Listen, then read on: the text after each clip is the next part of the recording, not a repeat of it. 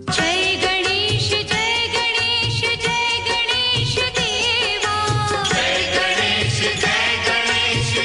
गणेश देवा। माता जाकी पार्वती पिता महादेवा। माता जाकी पार्वती पिता Mahadeva.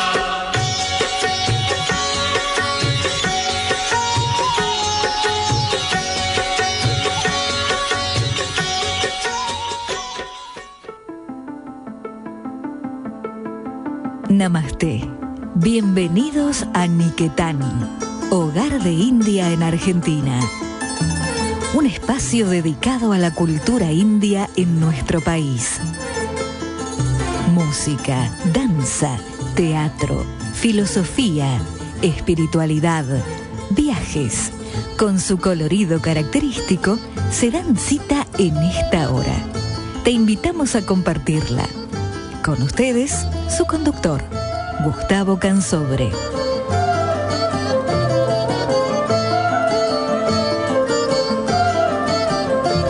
Buenas tardes, amigos. Buen año para todos nuestros oyentes, para todos los seguidores de este hogar de India en Argentina que hemos dado en llamar Niquetán, que no muy frecuentemente repetimos que en la lengua sánscrita, en la tradición de India, quiere decir justamente hogar. Un lugar cálido a donde uno se siente acompañado, se siente seguro, puede compartir cosas. Y hoy justamente tenemos aquí en la presencia en el estudio de alguien que va a aportar a esa calidez. Y vamos a comenzar también primero con una entrevista telefónica. Damos también entonces la bienvenida a nuestros auspiciantes que nuevamente redoblan su esfuerzo para continuar sosteniendo el programa en este 2015 que comienza, y ya vamos a la primera entrevista. La Embajada de India en Argentina y las siguientes empresas de capital indio que invierten en nuestro país hacen posible la emisión de Niquetán. Cognizant Technology Solutions de Argentina. Godrej de Argentina. Síntesis Química, División de Punjab Chemicals.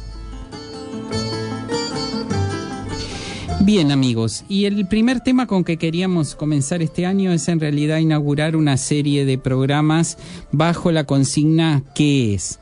Y en esta consigna vamos a ir incluyendo muchos elementos de la tradición de la cultura de la India.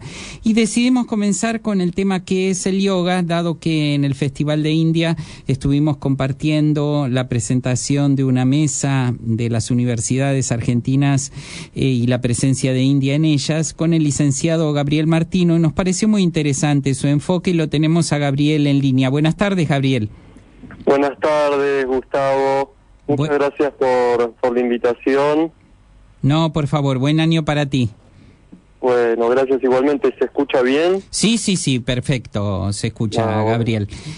Gabriel es licenciado en Estudios Orientales, Gabriel, ¿digo bien? Sí, en Filosofía. Sí, en Filosofía. Soy licenciado en Filosofía por la Universidad de Buenos Aires y me dedico al estudio comparativo de filosofía occidental, más que nada filosofía antigua, griega, y filosofía de la India, y lo que he estudiado más de filosofía de la India es el yoga. Bien. Justamente terminé mi tesis doctoral el año pasado sobre este tema.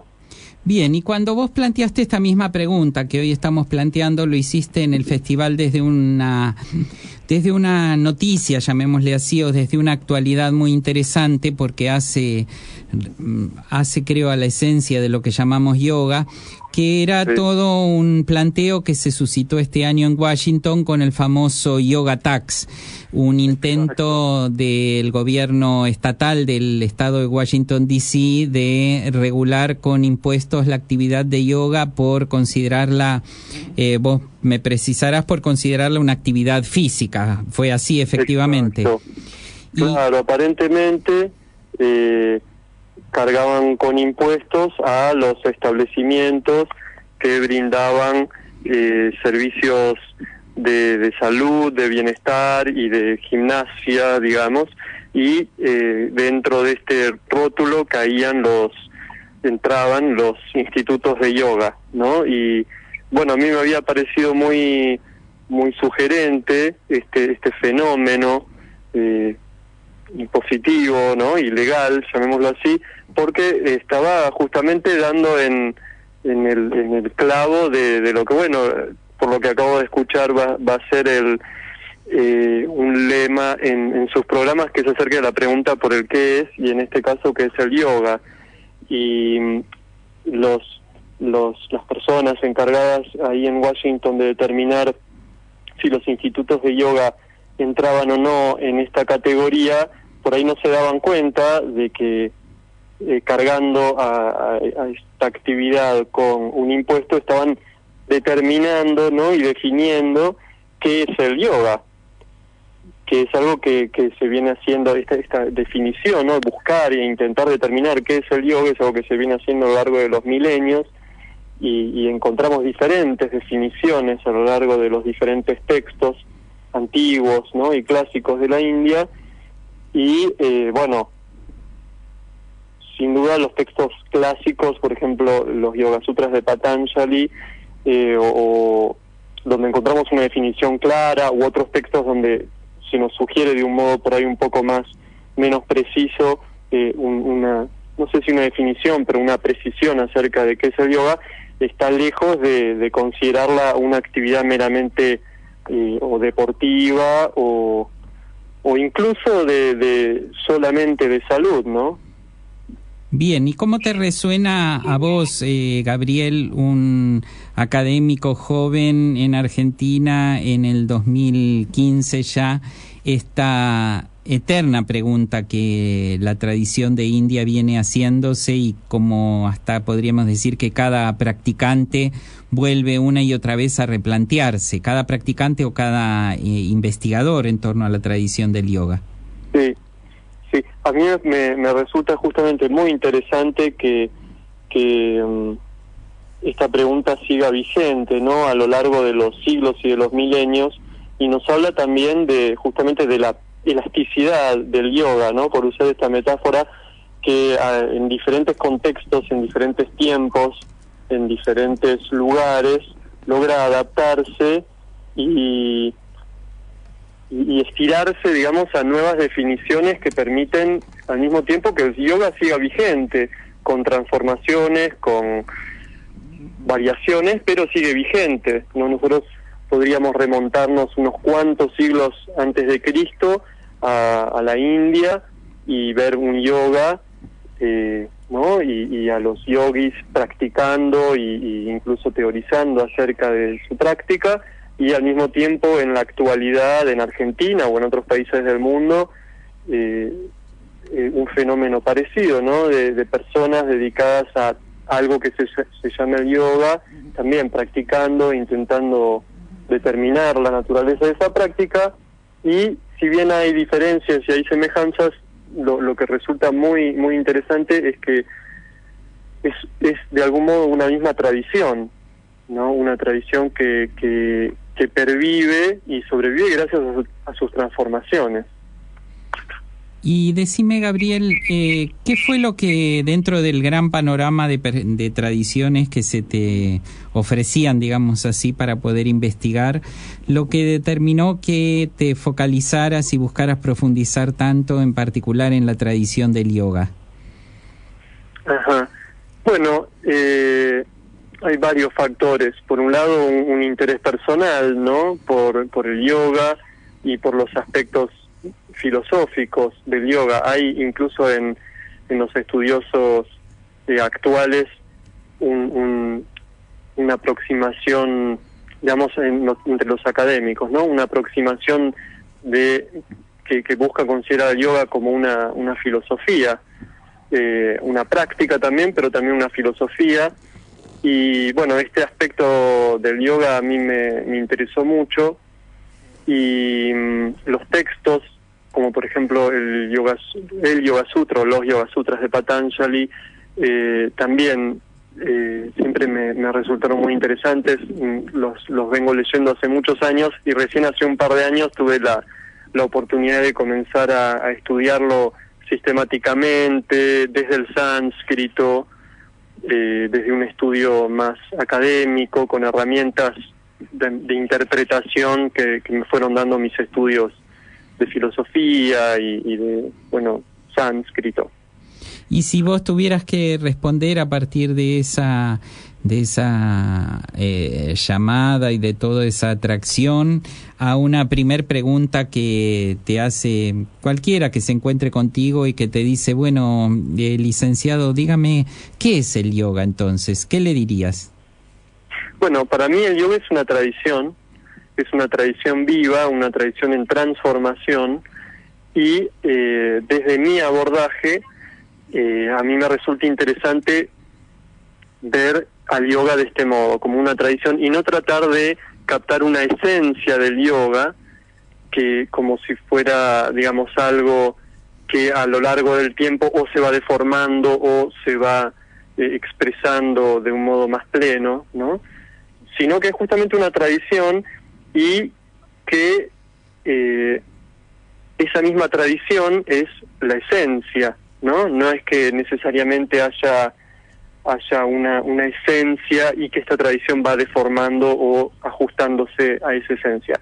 Aunque por ahí la haya, digamos, eso es un planteo ya de otra índole, pero desde el estudio por ahí histórico, ¿no?, y antropológico, para mí el yoga es una tradición que fue permitiéndole al ser humano conectarse con aspectos más profundos de sí mismo, ¿no?, que fue permitiéndole al ser humano construir una noción y una percepción del sí mismo profunda, y tan valiosa resulta esa tradición que sigue viva, sigue transformándose, sigue generando propuestas acerca de lo que ella misma es, y aparentemente va a seguir viva por muchos siglos, y esperemos que así sea.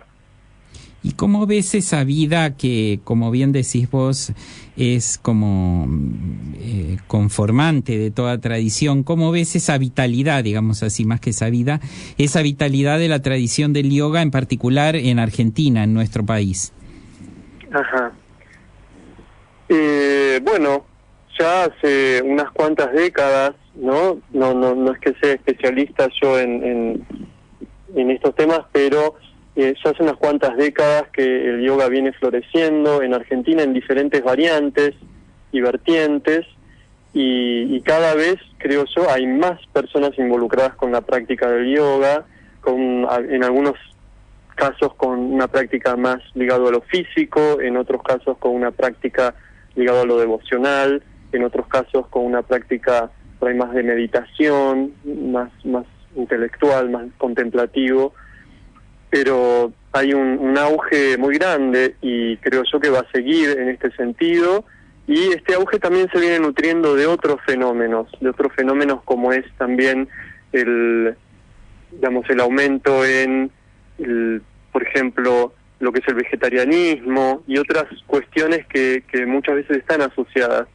con el yoga.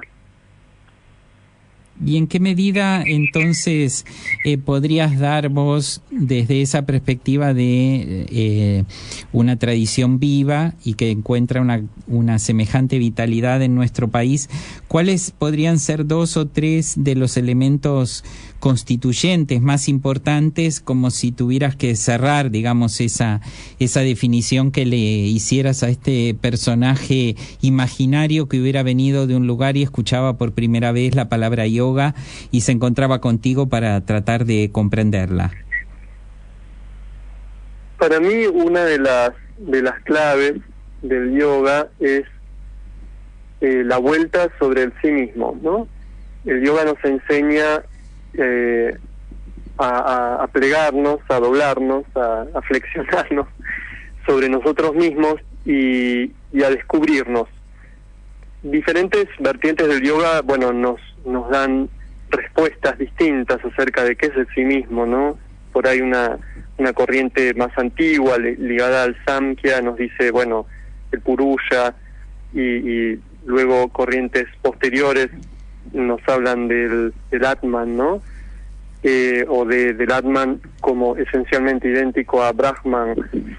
Pero más allá de esas distinciones, creo que es característico y del yoga esta vuelta sobre sí mismo, que incluso encuentra un correlato en las posturas, ¿no? En las asanas de doblarse.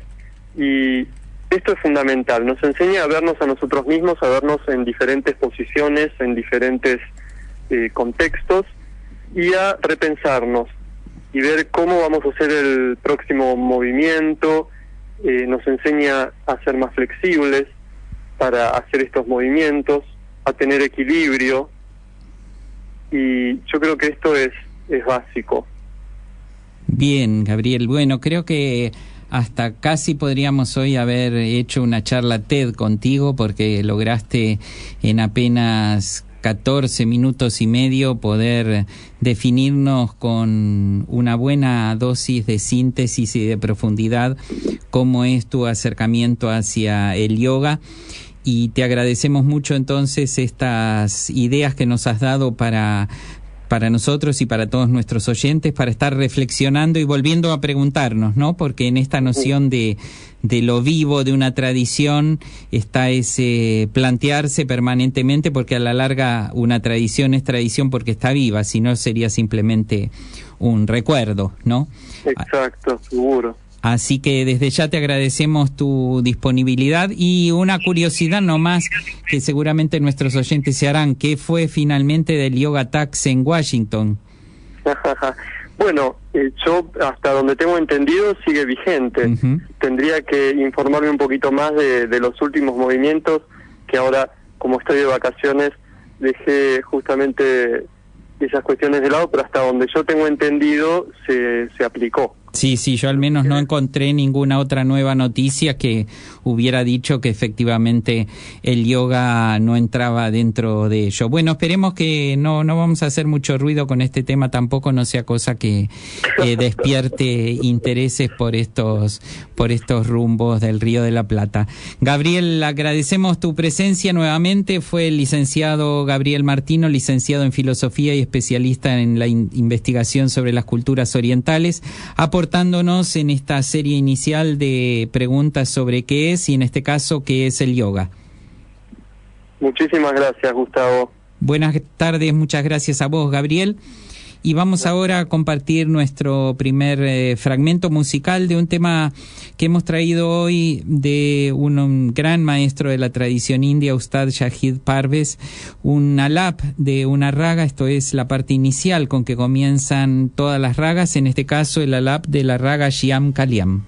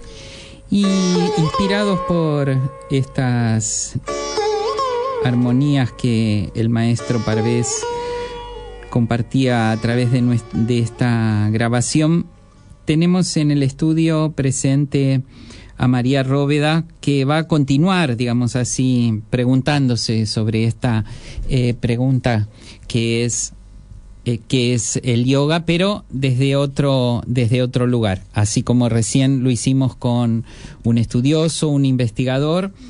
Le damos la bienvenida a María. María, buenas tardes, bienvenida a Niquetán. Buenas tardes, Gustavo, y a toda la comunidad de oyentes también. Bien, María es una practicante de hace bastante tiempo del yoga.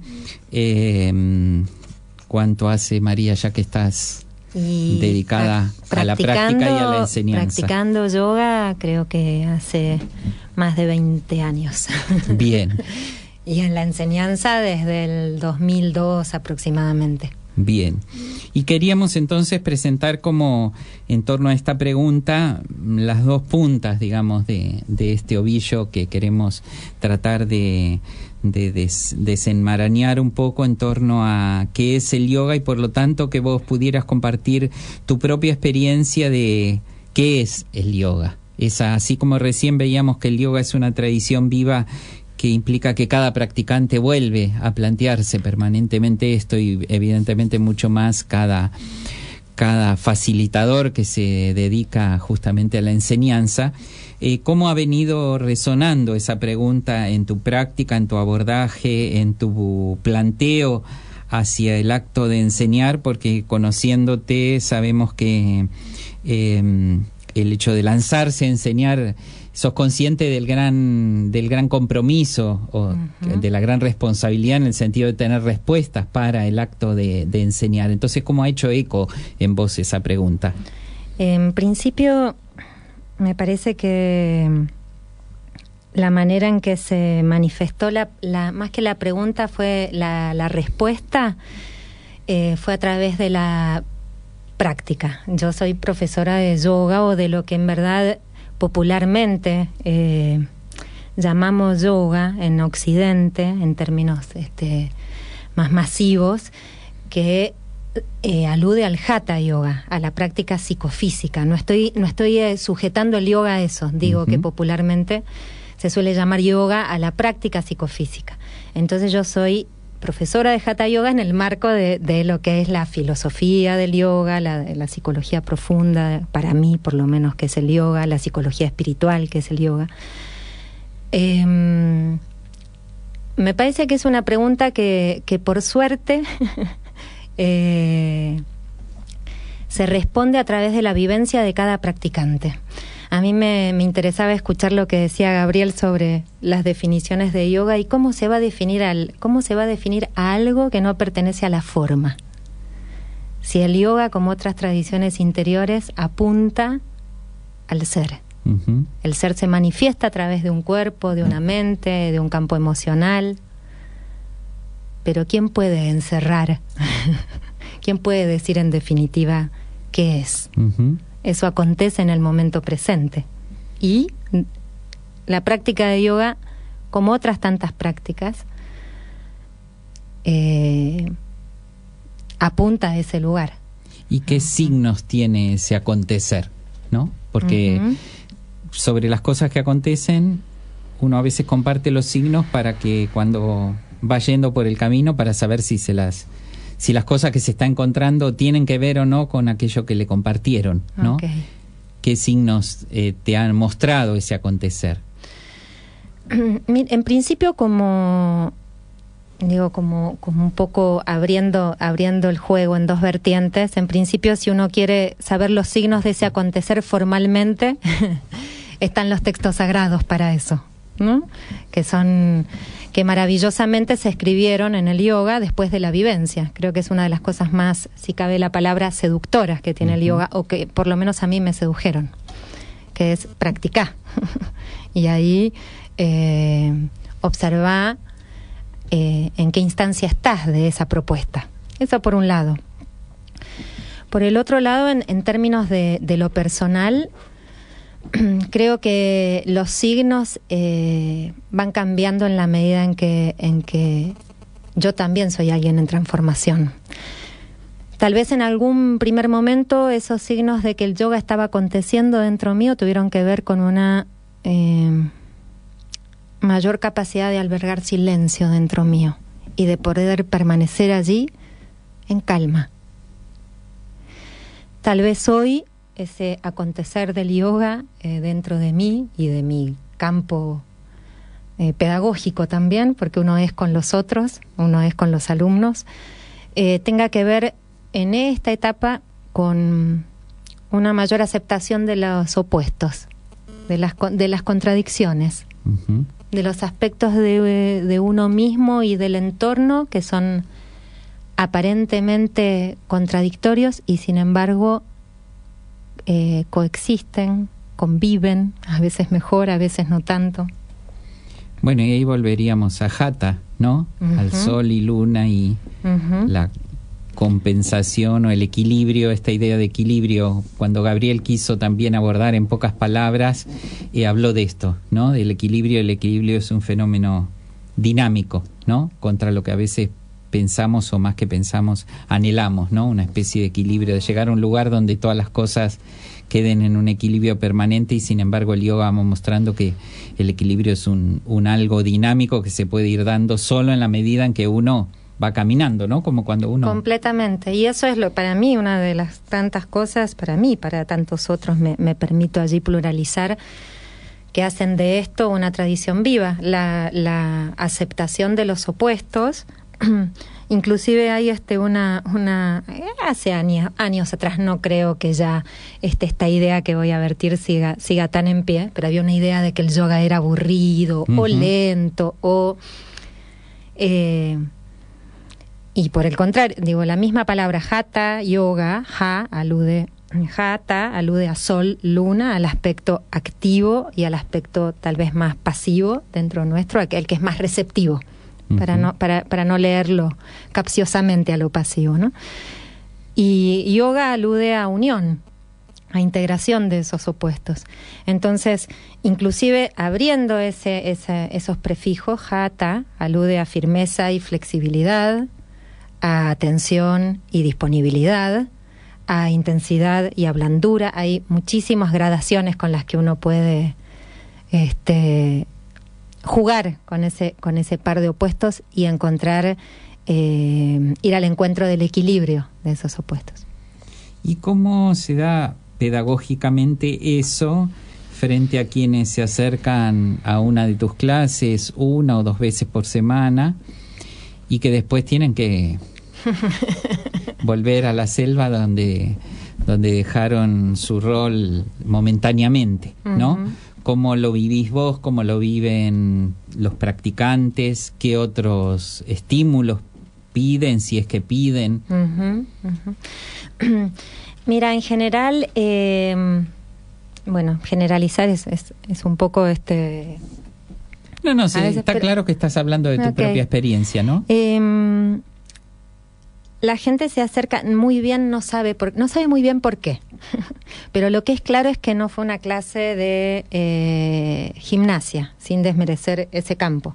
Vino una clase de yoga. No sabe por qué, pero internamente sabe. Uh-huh. Entonces la práctica lo que lo ayuda es a educir ese saber, digamos. En general, se comienza desde también, tanto sea que uno trabaje en forma individual o grupal, desde aquello que el alumno va mostrando. Por lo menos es la manera que a mí pedagógicamente me es más cómoda, más en el sentido de versátil, ¿no?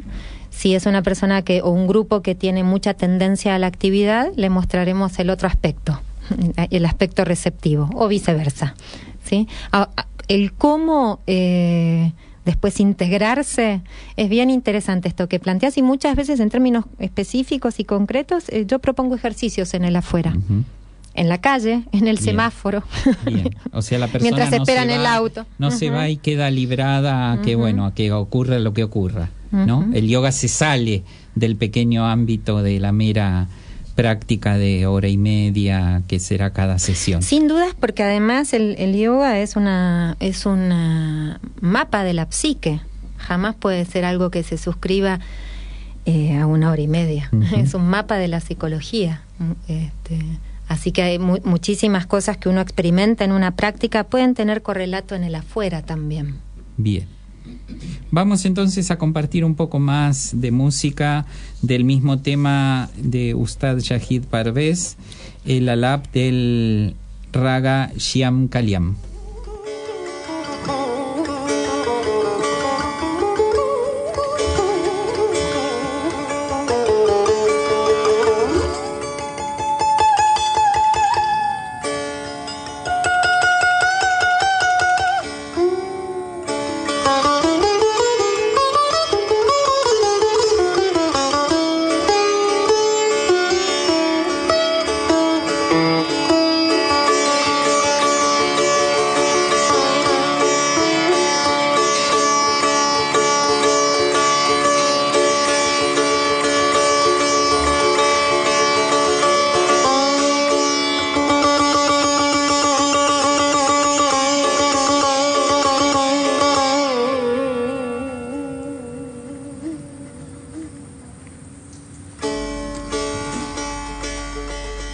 Estamos muy motivados y aparte recibimos aquí a Leticia, que ya ha llegado con sus viajes, interesando con los viajes a María, y María interesando con el yoga a Leticia, así que compartiendo. Hola, ¿qué tal? ¿Cómo están? Primero y principal, buen año para todos. Buen año para todos. María, además de ser docente de Hatha Yoga y dedicarse al yoga terapéutico y a la enseñanza del yoga, ¿el yoga te resuena para lanzarte o para educir? Vos hablabas de educir, ¿no? Uh-huh. Y estás investigando, incursionando también en cómo el yoga te lleva a educir relaciones con la música. Exacto. Contanos un poco. Mira, en principio esto es una propuesta que nos hicimos con un músico, percusionista, Diego Cueto. Él además es pedagogo, es docente. Es una propuesta en principio de investigar nosotros, y luego invitamos por supuesto a la gente a una serie de encuentros. Son en principio 4 encuentros ahora en enero, y le pusimos exploratorio, yoga y música exploratorio, porque los puntos de partida son elementos del yoga y de la música, para investigar cómo uno y otro nos vehiculizan el contacto con quienes somos. Esto es muy clásico, por más innovador que parezca, porque cuando uno va a la India es muy común esta noción de que el yoga atraviesa todo lo que la persona hace, y si el maestro, además de ser yoga, es músico, por lo tanto atraviesa su música, y si es escritor, atraviesa su escritura, ¿no? Esto tiene mucho que ver también con lo que planteaba Gabriel, en el sentido de no acorralar al yoga dentro de un único ámbito, claro, ¿no? En la medida en que despierta cosas. Y contanos un poco, porque ya que estás aquí, estás comenzando mañana la actividad, ¿qué pueden esperar los que vayan? ¿Cómo se aborda este tema de relacionar el yoga con la música, que parecería que podrían ser en principio dos cosas que no tienen nada que ver? Y por otra parte, si es una actividad abierta solo a quienes ya saben música, o por el contrario a quien puede ser simplemente un amante de la música pero nunca estudió música. Está muy bien. De ahora para atrás. No es necesario ni saber música ni saber yoga, sí tener disponibilidad para la práctica física. Si bien no va a ser algo de mucha intensidad, hay que tener una disponibilidad para practicar con el cuerpo, porque esto va a estar presente. Eso por un lado. Inclusive si hay alguien que hace ejercicio físico, bienvenido. Cualquier tipo de ejercicio físico va a ser una buena base. Nosotros lo propusimos para amantes de la música y del yoga, no necesariamente practicantes. En términos teóricos, tal vez para quienes lo hayan estado en contacto con el texto, y quienes no, los invito. nosotros tomamos como caja de resonancia, si vale la metáfora, el texto Free Play, que es un clásico. Free Play está escrito por un músico practicante de yoga y de meditación.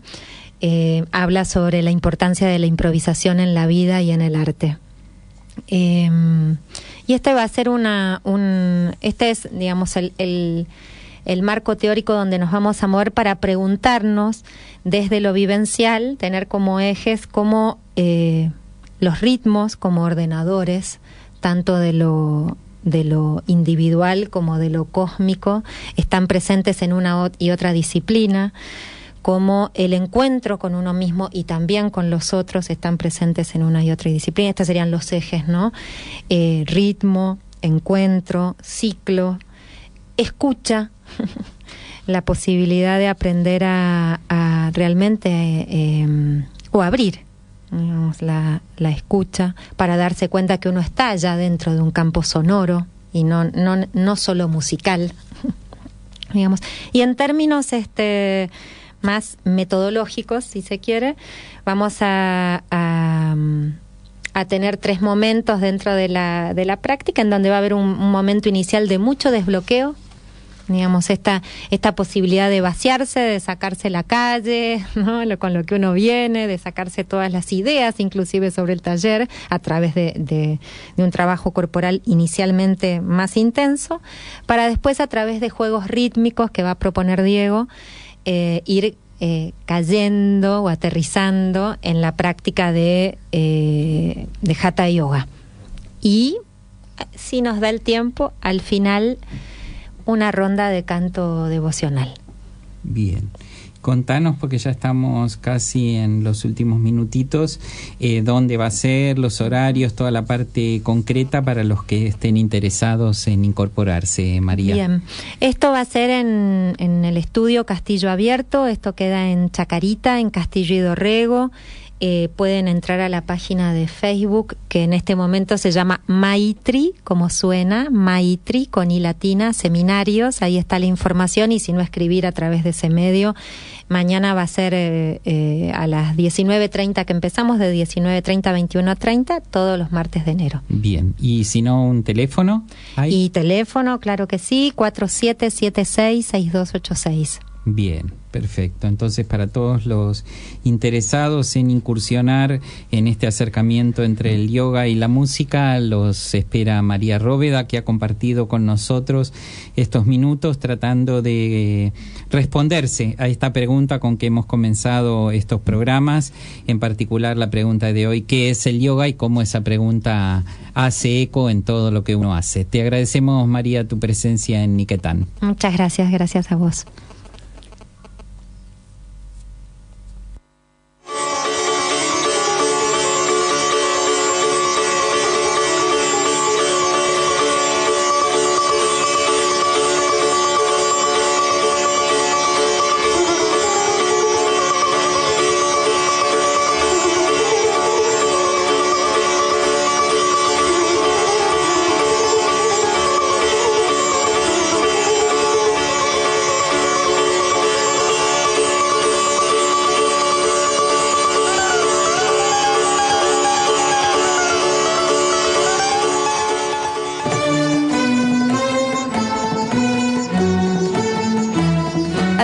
Nos encanta cambiar. Cambiamos cuando logramos decidirnos. Cambiamos para descubrirnos. Cambiamos para divertirnos. Isue está con vos en estos cambios. Probá Isue 3D Gloss, la nueva coloración con brillo en 3 dimensiones para que tu brillo se refleje mucho más. Isue cambia tu color y cambia todo. Isue presenta las noticias para esta semana. Bien, amigos, tenemos 2 o 3 invitaciones para hacerles. Unas, bueno, ya la hemos hecho bastante desarrollada, que es la apertura del curso de yoga y música a cargo de María Róveda, ya la acaban de escuchar. Tenemos también, va a comenzar en la Fundación Vocación Humana los días jueves de enero de 11 a 13 horas en la sede de Araos 1942, un curso sobre un seminario a cargo de Leandro Pinkler sobre la concepción espiritual del ser humano, con particular orientación hacia, como es una de sus especialidades, la de Leandro, hacia la cultura de India. Así que quienes estén interesados pueden comunicarse con la Fundación 4831-4460 o ingresar en la página web www.vocacionhumana.org. Y también les reiteramos que estamos, para todos aquellos que están interesados, varios oyentes estuvieron llamando y escribiéndonos en la semana.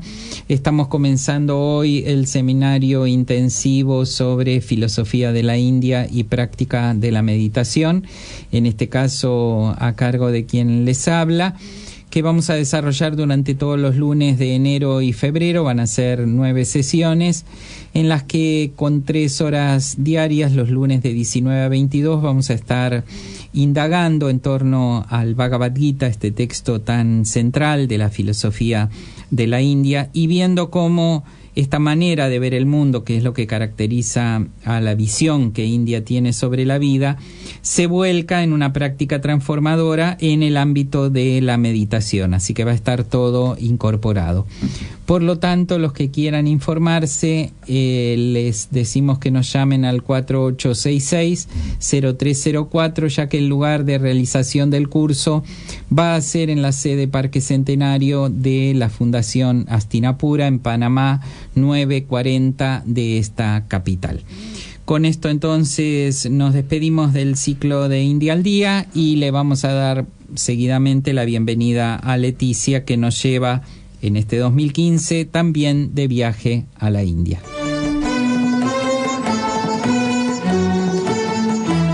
Presentó este noticiero cultural Godrej de Argentina para su producto Isue 3D.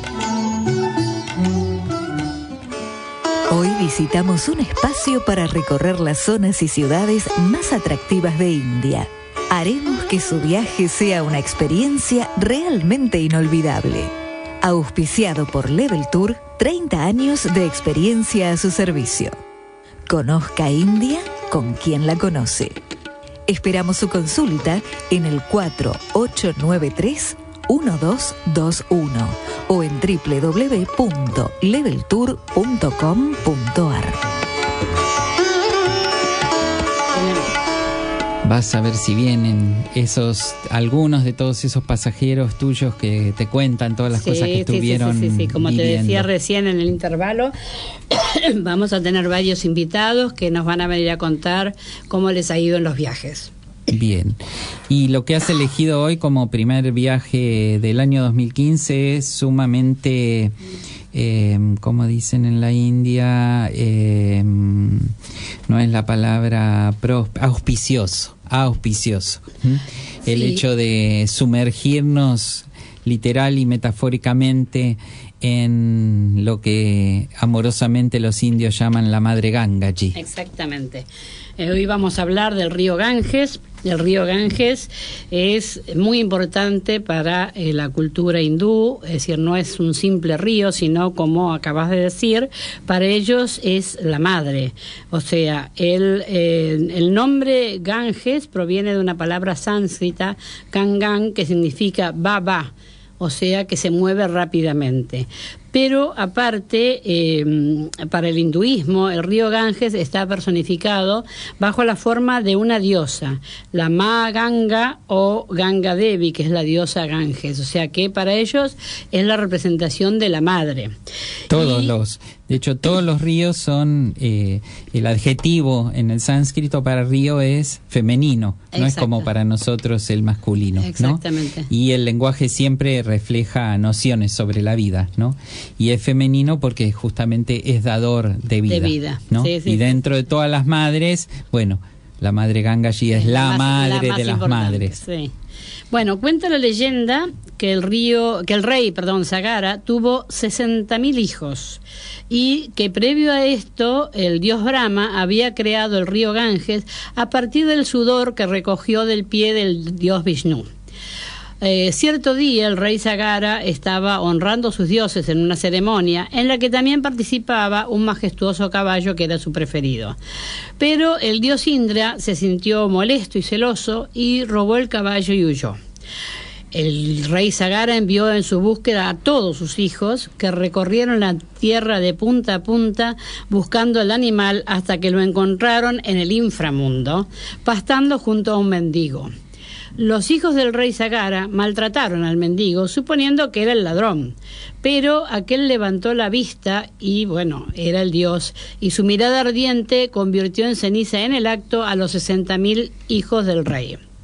Aquellas almas quedaron vagando sin rumbo hasta que el dios Bhagirata rogó al dios Brahma que permitiera a la diosa Ganga que bajara hasta el inframundo y tocara con sus aguas purificadoras a las cenizas de estos difuntos, permitiéndole así subir al cielo. Vamos a aprovechar porque vos estás lanzando un viaje, o ya salieron los que van al sur de India. ¿Están saliendo en estos días? Salieron ayer. Salieron ayer. Bueno, cuando estuvo Miguel aquí contando, salieron con Miguel, ¿no? No, Miguel sale mañana. Bien. Sí. Cuando estuvieron contando dónde iban a estar, contaron que iban a pasar por Mahabalipuram. Exacto. Y ahí está el gran mural esculpido en piedra de las penitencias de Bhagirath. Exacto. Que está haciendo penitencia pidiendo justamente lo que vas a leer ahora. Exactamente, ¿no? o Es sea, toda que esa perdone. Toda esa gran piedra que se ve esculpida gigante ahí. Creo que es la piedra esculpida más grande del mundo. Sí. Monolítica, ¿no? Sí, digamos. exacto. Sí, es impresionante. Y está registrando este hecho, ¿no? Exacto, él está ahí haciendo... El perdón de Arjuna. Sí, en realidad no es de... Algunas tradiciones dicen que es de Arjuna, pero no es de Arjuna. Es la penitencia de Bhagirath. Ah, mira, pues, sí. Bueno, eso me entero sí. ahora. Dentro de las disquisiciones que por los estudios caracterológicos que hacen del personaje, porque de hecho uno va y dicen aquí está la penitencia de Arjuna. Sí. Pero cuando uno indaga, en realidad el que está haciendo la penitencia es Bhagirath para ver si por favor puede ocurrir lo que ahora vas a contar, porque él sabía cómo encontrar respuesta a este gran problema, ¿no? A este gran dilema que le había pasado a Sagara y sus 60.000 hijos, que en cierta manera son toda la humanidad. Exacto. Que estaba necesitando que algo ocurriera, ¿no? Tal cual. Bueno, entonces así que tu gente allá lo está viendo en vivo, esto que vos estás contando. Bueno, dicen que Brahma aceptó esto, pero la diosa Ganga le tenía miedo a las alturas y quería evitar esa caída tan abrupta desde el cielo hasta la tierra. Así que el dios Shiva decidió ayudar, amortiguando la caída con sus cabellos. Y Ganga se lanzó desde el cielo a través de los cabellos de Shiva en el Himalaya, conformando de esta forma en su arrogante caída distintos riachuelos y afluentes. Sin embargo, esto provocó un tremendo ruido en la zona, justamente donde se encontraba meditando el sabio rey Janu. Su cólera fue tanta que decidió tragarse todas las aguas del río, y los dioses tuvieron que interceder nuevamente para que el rey Janu soltara a la diosa y le permitiera continuar con su misión. La diosa Ganga había perdido mucho tiempo, por lo que Bhagirata se ofreció a llevarla a toda velocidad en su carro mágico a través de toda India hasta llegar al océano, donde se encontraba la entrada al inframundo, y donde pudo por fin liberar las almas de los 60.000 hijos de Sagara, bañando sus cenizas con sus aguas. Así que bueno, acá está lo que contabas vos, ¿no? Para los hindúes, como les decía, el río significa la diosa de la purificación, la madre, y en realidad si nos basamos en la parte geográfica, comienza en el Himalaya, en un lugar llamado Gadmut, donde que está más o menos a 3.139 metros sobre el nivel del mar, en el borde de un glaciar. Pero en realidad ellos dicen que allí hay una gran cueva que lleva el nombre de Boca de Vaca, y desde esa cueva comienza a desplazarse el río Ganges.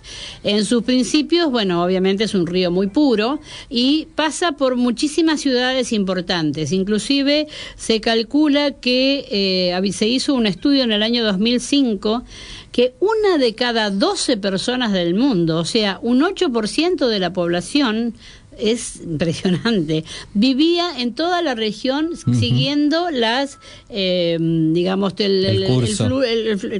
siguiendo este río. Las dos ciudades más importantes, obviamente, son Varanasi o Benares y Haridwar. Es decir, Haridwar está en la zona alta. Claro, 253 kilómetros después que comienza el río, ahí nos encontramos con Haridwar, donde obviamente son aguas muy puras. Allí el río tiene una afluencia, digamos, y muy fuerte aparte. Ustedes sí. se acuerdan que no hace mucho tiempo salió en todos los en televisión, en los periódicos, que una señora se había caído sí. y que un argentino trató de salvarla y murió él. Sí, es decir, porque realmente tiene muchísima fuerza, fue ¿no? justo en enero del año pasado. Exactamente. De hecho, cuando los devotos bajan en Haridwar está todo preparado con cadenas entre los primeros escalones y el curso del río, para que si la persona se llega a tropezar pueda agarrarse de unas de esas porque tiene cadenas. Mucha fuerza allí. Y eso que incluso hay toda una desviación hecha en el lugar donde se hace el Arati, ¿no? El festejo central diario a las 19 horas. Sí, eso realmente, es decir, yo estuve en los dos, tuve la oportunidad de estar en Haridwar y en Varanasi, que son impresionantes los dos. En Haridwar hay una cantidad de gente increíble, y la diferencia un poco es que Haridwar es un lugar menos visitado por el turismo, o al menos, y son digamos, casi todos hindúes. Claro, casi todos hindúes, o si no gente que realmente busca otra cosa, porque Haridwar está muy cerca de Rishikesh, entonces la gente que va a Haridwar es la gente que va a hacer yoga a Rishikesh o algo así. O sea, Varanasi es más digamos de turismo más popular, ¿no? Sí, aparte entonces, Haridwar es una de las 4 ciudades, una de las 7 ciudades sagradas y una de las 4 donde se hacen las famosas melas, ¿no? Las Kumbh Melas, y la última vez millones de personas se han reunido. Realmente, bueno, en India todo es así, ¿no? Todo es grandioso, todo es gigantesco. Y bueno, es decir, justamente, es decir, de la Arti, que es la otra ceremonia que vos mencionás, todos los días a las 7 de la tarde se repite. Es una ceremonia muy solemne, donde el ritual, donde el humo, el fuego y el agua son los protagonistas, y se entonan cantos con campanillas, tambores, se queman sándalos.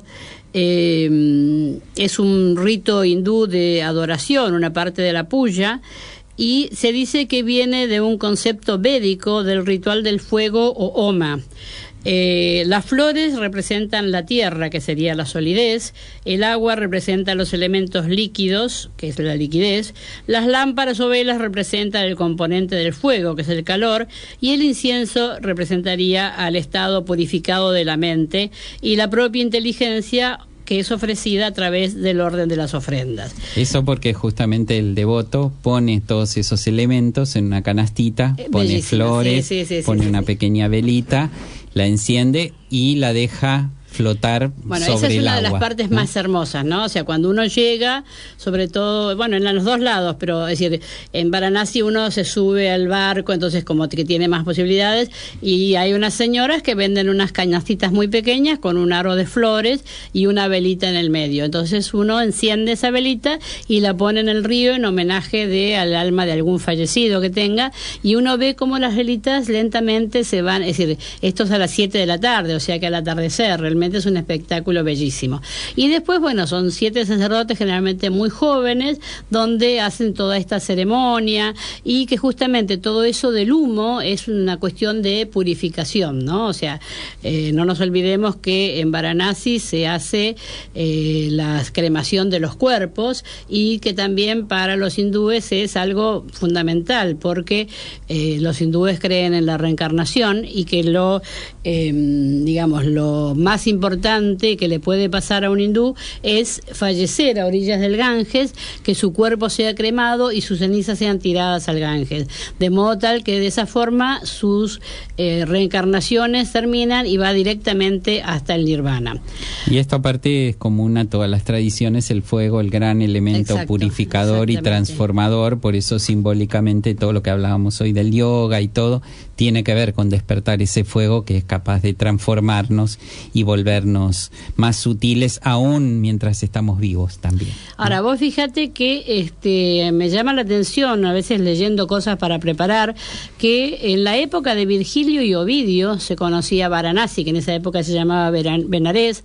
Dante Alighieri lo menciona, estamos hablando de una época medieval, y que Alejandro Magno lo consideraba la frontera del universo, el límite entre la vida del cuerpo y la vida del alma. Bueno, algo sabía, por algo lo llamaron Magno. Exactamente. ¿No? Y por ejemplo, Sir John Mandeville, que era un gran viajero, en sus viajes publicados en 1356, decía que el Ganges manaba del paraíso y que sus guijarros se mezclaban con oro. Y bueno, para los hindúes el río le da la oportunidad de alcanzar la felicidad eterna. Bien, y con esa imagen entonces nos despedimos. Hasta el próximo lunes. Nosotros también nos transformamos y nos elevamos. Les agradecemos a todos la presencia en este Niquetán, en este primer Niquetán del año 2015, y que tengan buen inicio de año. Presentó este espacio Level Tour. Conozca India con quien la conoce. Esperamos su consulta en el 4893-1221.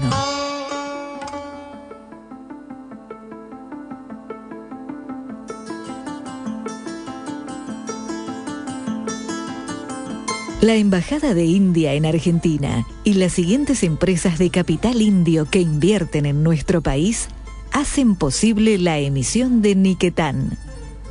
Cognizant Technology Solutions de Argentina, Godrej de Argentina, Síntesis Química, División de Punjab Chemicals.